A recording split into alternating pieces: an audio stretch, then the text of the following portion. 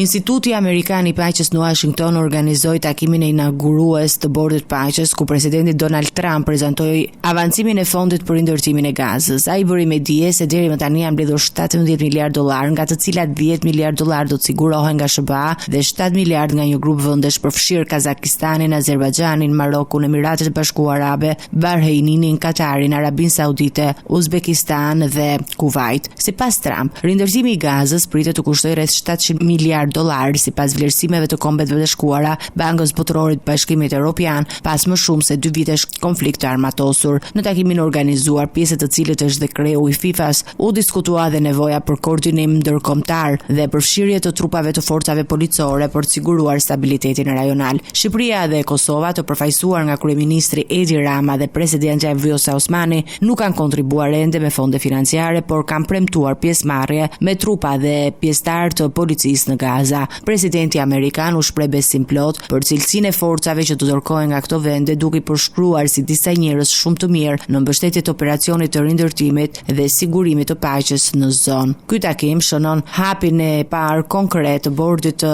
Paqes të Trump dhe një përpjekje për të koordinuar burimet ndërkombëtare në një nga zonat më të prekura nga konfliktet në lindjen e mesme.